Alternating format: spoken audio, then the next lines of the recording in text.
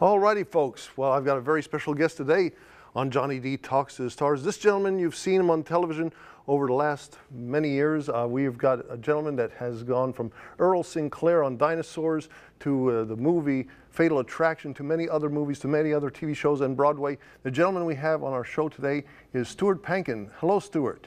Hey, John, how are you? All right, and how are you doing? I couldn't be better. Nice to talk to you. Well, good to talk to you too. Well, like I said, you're on many platforms, from television to movies to voiceovers. Basically, tell us how you got started in this business. That I decided to become an actor. No, it was in college. Well, let me go back. I always enjoyed entertaining my family at family gatherings, singing and dancing and messing around. In college, I signed up to be a psychology major, but I knew I wanted to be in a play. So I walked across the dark campus to audition for the first play, and I was hooked. Dave Brubaker was my teacher, and he later became my very dear friend, who was a director. He directed a lot of the plays. So basically, it was college that I got the bug and the love for acting. So if the question is how I got started, that's it. All right, and I mean, basically, out of all the platforms, from Broadway to television, voiceover, everything that you've done, commercials, what's your favorite? Well, that's the theater has always been my first love. Cool. I continue to work in theater as often as I can. My wife and I worked at the St. Vincent Theater in Pennsylvania for years and years and years, doing many. I mean, I've done over 80 plays, and the theater is always my first love. It's not as financially rewarding as television and movies, but if I had a choice, if I could only do one thing, it would be theater. Well, you've done a lot of things, again, theater and in television and the movies. And on television, you've won awards, such as with Not Necessarily the News. That's one of the big award winners for you, right? That's right. I won an ACE Award in 1980 for Not the News, a show that we're all very proud of. Yeah, that's a top highlight of my career. How about Dinosaurs, where you played Earl Sinclair? Oh yeah, and Earl Sinclair has won awards too. Won any number of awards. Dinosaurs was a great show. I'm very proud to be associated with that. And if people recognize me now or send for autographs, it's mostly Dinosaurs. I mean, during COVID, and when Dinosaurs was released on Disney, there was a resurgence of affection for that show, and people rediscovered it and reached out to me any number of times for signed pictures and stuff like that. Dinosaurs was great. It was actually the most expensive half-hour television show at the time, maybe still, in television, because of the Henson animatronic puppets and maintaining the puppets and salaries and stuff. But for the 3 years we did it, it was just great. I just don't understand why. I mean, maybe you know more reasoning why. Was it because of the expenses? Why Dinosaurs didn't last beyond the 3 years or so? Because it was an excellent show, and a lot of folks had a lot of following. My kids grew up with it. Even my stepdaughters, they watch it a lot here in modern day. So why did it go away? Well, I think it was. I think money had something to do with it. I wasn't in the room when they decided to cancel the show, but they probably had enough. They definitely had enough lead time to be able to write that wonderful finale. Some people call it a controversial finale about when the dinosaurs died. In case any kids are watching, the dinosaurs died. And a lot of people felt that was unfair to the kids in the family that used to watch the show. But the fact is, I thought it was a terrific ending, and it was an inevitable ending. As far as why it didn't go on, the only thing that I heard was the expense of running that show was perhaps more than the network wanted to pay. I mean, a lot of people ask me, why isn't that show on again? Why isn't that show? I would have loved to have done it for 6 more years. But as far as I can tell, and I can't tell a lot, it might have been a financial consideration. Okay, so basically, I mean, you did the voiceover, and then there was obviously the actors that were in the costumes. I presume at that time it was costumes, so it wasn't like computer generated, right? Oh no, it was full. That's why it costs a lot to maintain them. And the animatronics that were used to manipulate the eyes and the nose and the mouth and all that stuff. No, Bill Beretta was inside Earl, and Bill Beretta now is a top producer at the Henson Company, so that Okay. worked out nicely for him. There was a guy from Henson who did the voice. What we call a scratch voice. I mean, he was a little English guy, talk like this, how they am. So they couldn't have that as Earl. So they audition actors, and thank God I got the role because it's been terrific. I mean, are you still, do you do Earl Sinclair, or is Earl retired? Well, Earl's retired. Uh-huh. The show retired, and unfortunately Earl, the meteor hit and Earl's gone. I mean, but I'm just saying, do you still do the voice, or is it the copyrighted that you can't do it? Well, there's no reason. No, I can't. I don't think it's copyrighted. I mean, but there's no reason to do it. I mean, if somebody called me, and I think Earl, we did a McDonald's commercial years ago. I don't even remember doing it. Earl did something about McDonald's, but there's no real reason to do Earl's voice anymore unless somebody wants to do some sort of parody or homage to dinosaurs. Like he wouldn't be able to talk right now like Earl, or is that something No, too I much? certainly wouldn't. Why would I want to talk like this? Yeah, no. Honey, I'm home. There you go. That's great. That's Well, great. sometimes when people ask me to do cameos, you know what cameo is? Oh yes, They ask me to do Earl, and I do that for them. But as far as any commercial longevity for Earl, I think Earl is oh, he's pushing up daisies. come on now. I mean, if they brought it up, you never know. These days and times of Netflix and everything, would you want to do something like that, or is he just retired and never coming Oh back? no, I would jump at the chance Uh-huh. to do a good show, to do a good voiceover, to do a cartoon or something. Yeah, that's an actor's dream. You can show up in your underwear. It's a great job. I mean, and going about the voiceovers, I mean, you've gone from Cow and Chicken to the Angry Beavers. You've done many of the voices inside the show, not maybe the main characters, but still. So you Right. like to do, so still you're always open for doing some voiceovers and everything, right? Oh, absolutely. When I was doing Dinosaurs, I became known and friendly with the voice casting director of Disney, and because of Dinosaurs, he put me in any number of voiceovers in cartoons, which was great. No, that's an ideal. That would be an ideal job for me now to do a voiceover. So if anybody's out there who wants a very handsome voiceover actor, give me a call. Oh, there you go. There you go. John will get in touch with you. All right. And okay, so BJ and the Bear. You've got Trapper John M.D., Night Court, just to name a few of the shows that you've been on.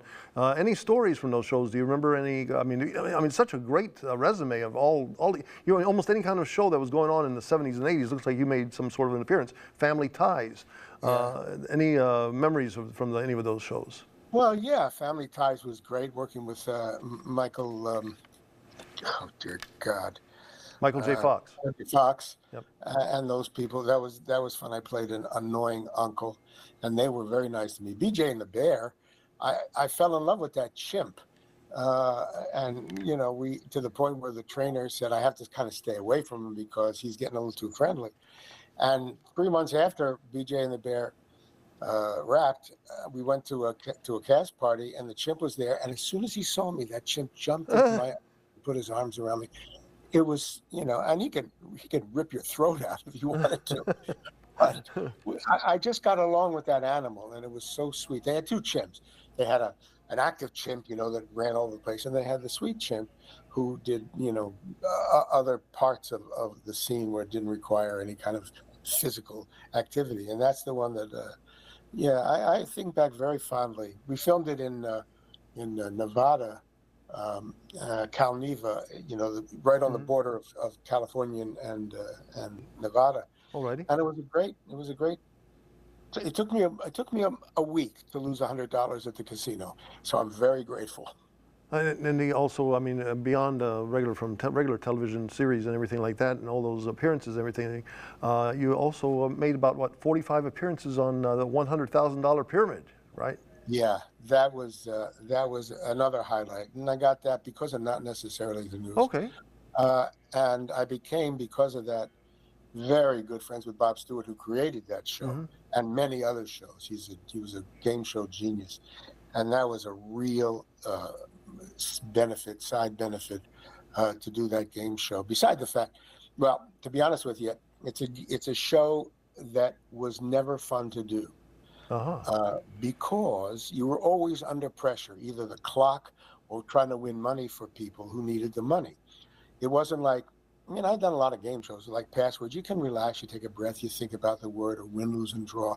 You sit around, you kibitz with the, but Pyramid, you had to be, as soon as that clock started, you were under pressure to get those Hmm. answers.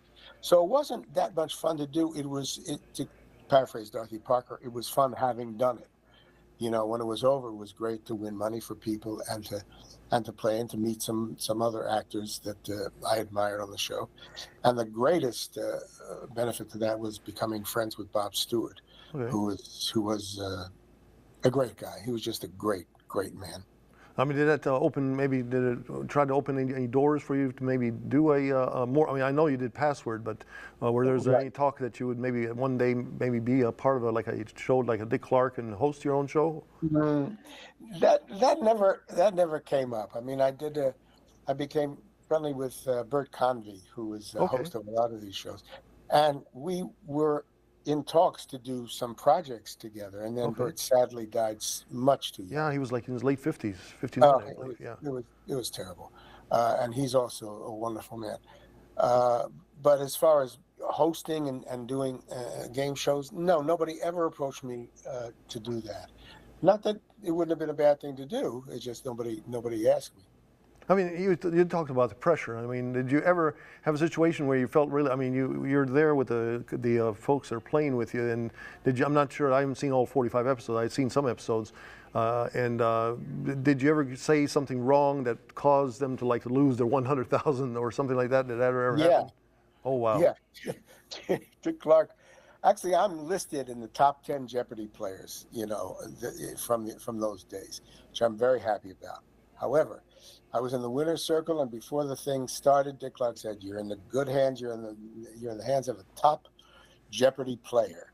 And then I proceeded to say two answers that popped up on the board. I Oh just my. things that are cold. I went a cold. You know, I mean, I said it. It was the worst. It was the worst experience, and I felt so sorry for my contestant, and I felt sorry for me because Dick had just complimented me, and I blew it. Didn't do that again, you know. But at that one time, yeah, I made mistakes. And not, that's not a goofy question, but in that time period back in the 80s, I mean, I presume they've just like Bob Barker on Price is Right and all the other shows, they filmed several shows in one day, I guess. Oh yeah, we filmed in any number of those shows. You film 5 a day.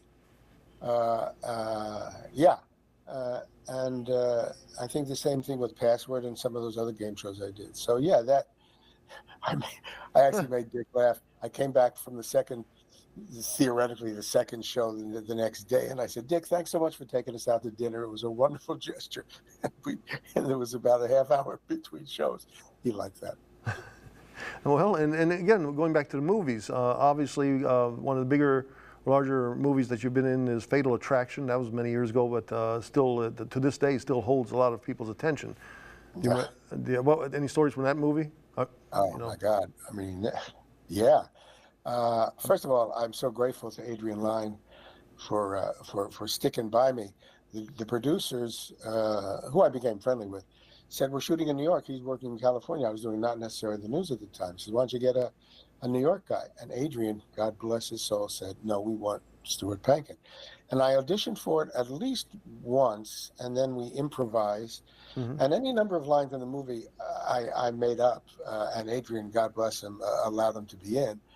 But they cast me in the movie, even though I was doing not the news. So once a week, I would do not the news and fly into New York to shoot my scenes 1 or 2 days, then fly back, and the next week I'd do the same thing. That lasted about a month. I was younger, and I could take the pressure. But I'm very grateful to Adrian, And I also remember a story. We were shooting the dinner table scene, which I love, and it was real champagne because I had to pop it every time, and we all got a little blitzed at the end of that.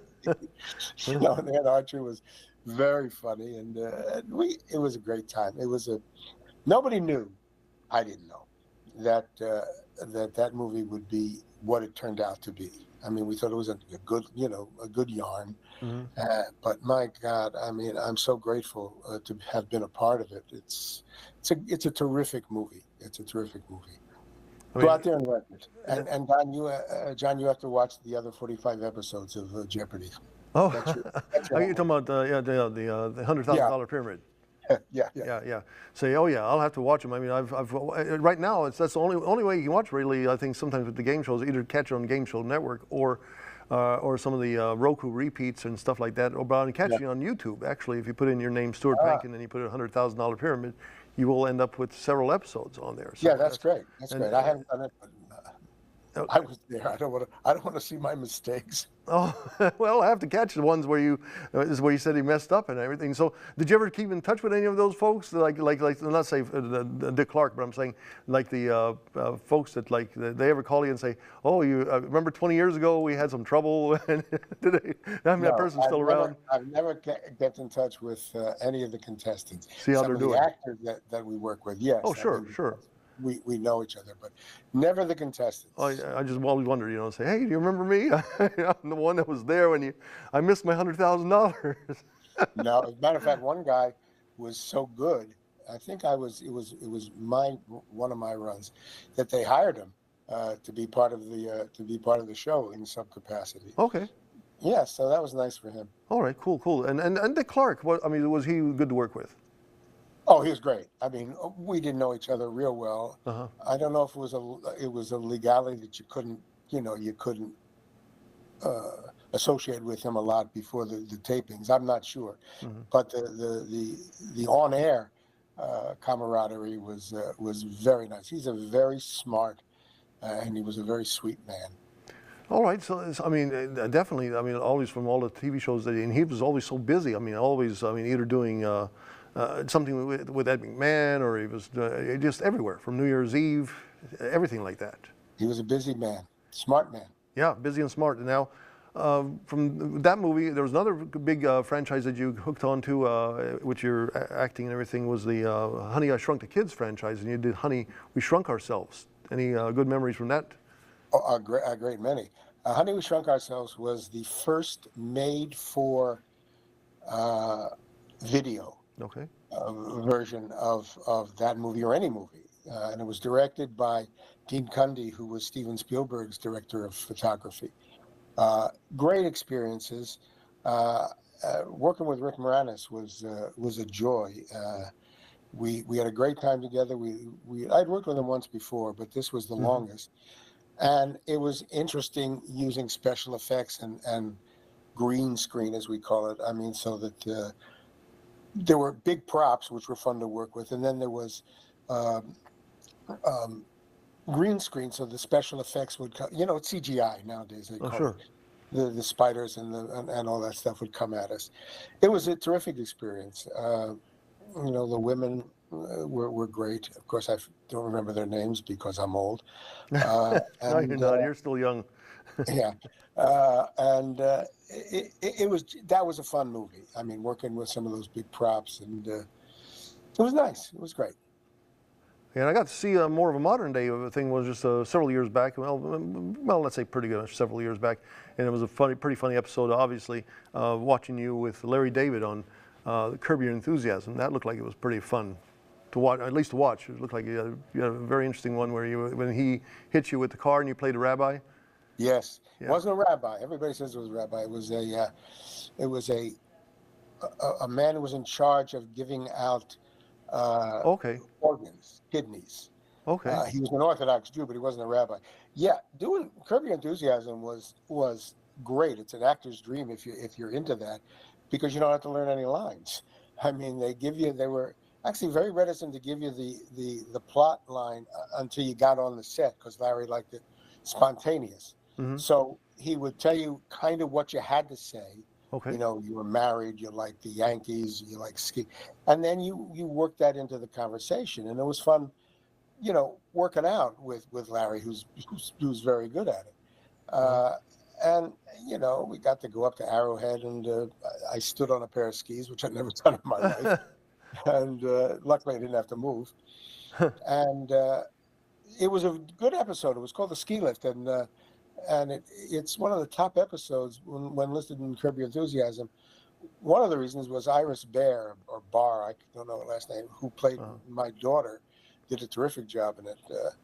But you know, that kind of improvised acting is you know, a lot of people don't like it. A lot of people maybe can't do it. oh, that's Uh, yeah, I mean, but a lot can, and I can, and it was fun to work out and to listen to him. Like for instance, I would go. I'm making all this up. uh, I would go, "Oh, Mr. David, I'm so happy that you came to talk to me about your red cut. You got to say you're happy that I you know I was." You came to talk to me about my gold car. You know, I uh, mean, you don't know action, Mr. David. I'm so glad you came to me talking about your gold car, and your wife told me cut. I'm making all this up, but mhm. it's like that. I'm not married, so don't say anything about you know or I am.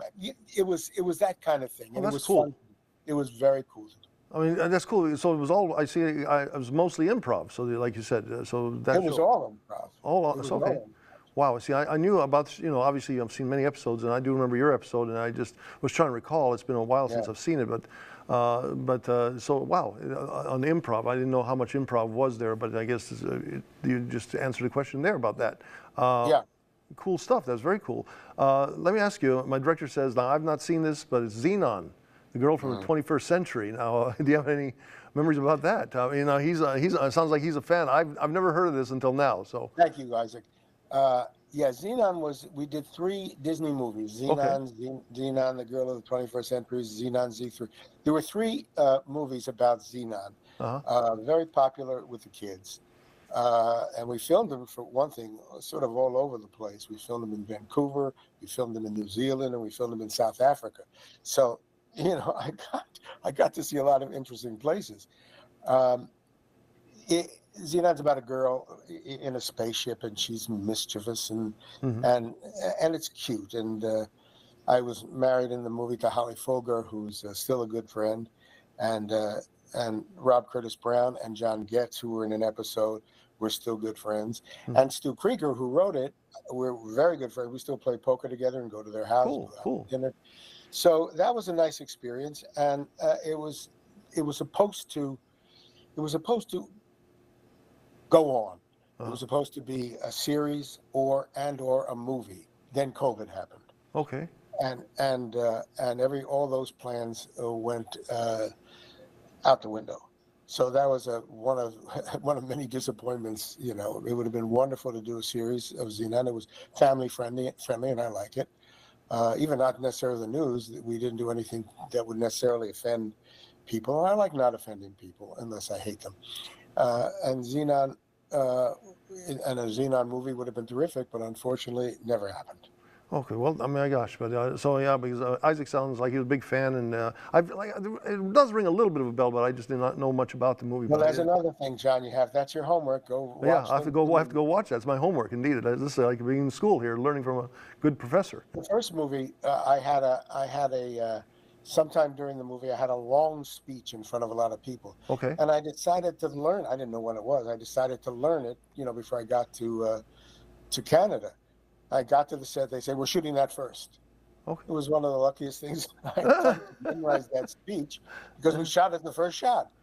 So that was a fun story. So also I know now this I know that Isaac also mentions Raven Simone. You were principal on there, if I remember right. Right? You played the I principal. was a principal. I did a couple of those. She was on Xenon too. Okay. Yeah, I don't remember much about that, but that I think the producers of Nick Freno, Okay. which was a short-lived series I did, produced Raven, and they asked me to come and do a couple.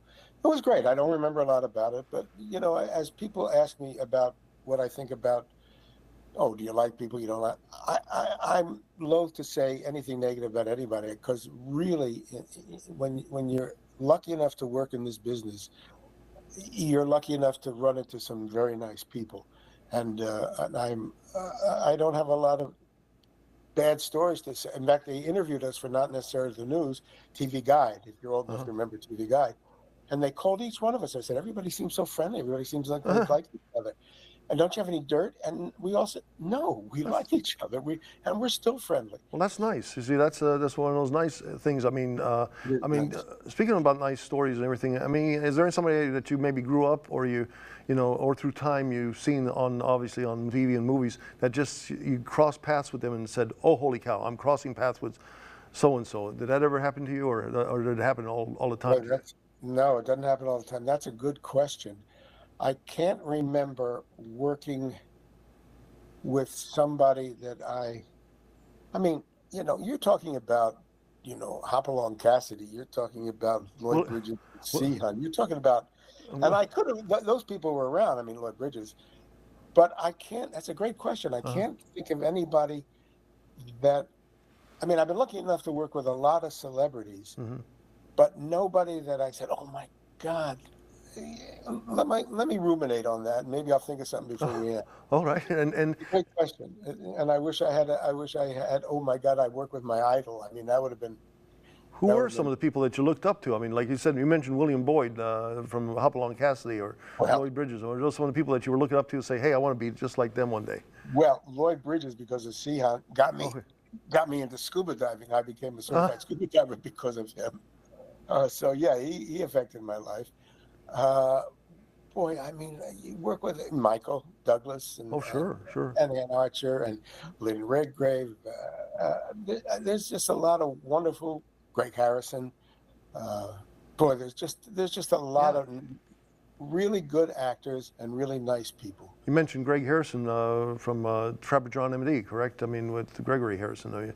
Greg Harrison, Trapper John M.D. I also did Falcon Crest. Oh, yes. We did a play reading together up in Ventura. He's an interesting guy, born and bred in Catalina. Used to die for coins as the tourists threw him off the ships. He's and a very good actor, very nice guy. Oh, so I mean, what does your future hold? Do you still want to do, I mean, some more? If you're like, I remember earlier said maybe a rebirth of Dinosaurs, which would be great. So if anybody's watching right now, again, I agree that would be great stuff. I would love to see some more episodes because I think Disney needs to bring back stuff like that. They bring stuff back, but they need to bring that thing. It's been now it's mid-90s, so almost 30 years. But it'd be great to bring something like that back. You had to say almost 30 years. Okay, well, let's say 15 years. That makes you feel better, but yeah. No. Yeah, bringing back Dinosaurs would be great. And like I said, any kind of voiceover work would be great for me right now. I don't move as fast as I used to. I used to love on stage and on film, TV, doing physical comedy. I used to love falling and jumping, and I can't do that so much anymore. So sitting in a recording booth would be very attractive. Well, it's been a pleasure to have you on the show here, and again, I wish you much luck in the future, and hopefully we will see another rebirth of Dinosaurs or whatever good voice acting that you will be able to catch on, because there's a lot of platforms out there. Well, let me just hang on to this.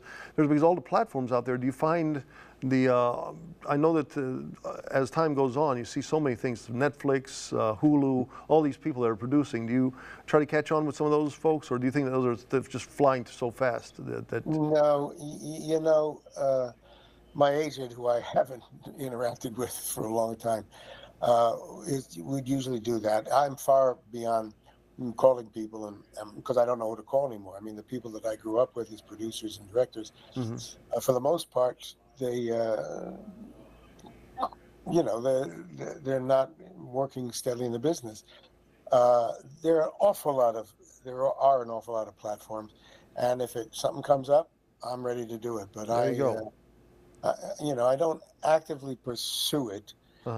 I work for friends, to be honest with you. I mean, when they do movies, like independent movies, I'll do that anytime. I mean, cool. Just for free or for them, and that's fun. I didn't ask you. I asked you before we went on air, but any Elvis. You knew of Elvis, so you told me jokingly. Let me tell you something, folks. Right when I said, "Do you know Elvis?" He goes, "Who's that guy?"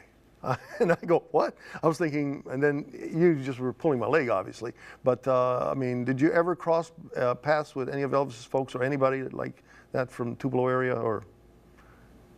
No, I honestly can say no. My niece loves Elvis, and she's gone to what do they call it? The mansion, the castle. What do they call it? You're talking about Graceland. Graceland. Graceland. He's Yeah. been to Graceland a lot of time. Liana Cocciola, I'm shouting out to her. But no, I've never run into anything. We got down here in Tupelo, we got the birthplace. There's a birthplace, so there are actually people that go to Graceland. They come down 90 miles down the road, down to Tupelo. So we do, Elvis spent his first 13 years in this area right here. God bless him. He was a phenomenon. Yeah, he was something else. I just wondered if you had ever, you would have been pretty young, but I just didn't know if you had crossed paths with him. Again, it has been a pleasure to have you on the show here. And again, I wish you much luck. I hope we'll find some good voiceovers here for you. And again, I'm really right now hoping that Dinosaurs does come back here in like 2025. That would be so great. And again, thank you very much for being on the show with me. Thanks really for appreciate this. Okay. It's a pleasure. It's a pleasure. Take it easy, okay? You too.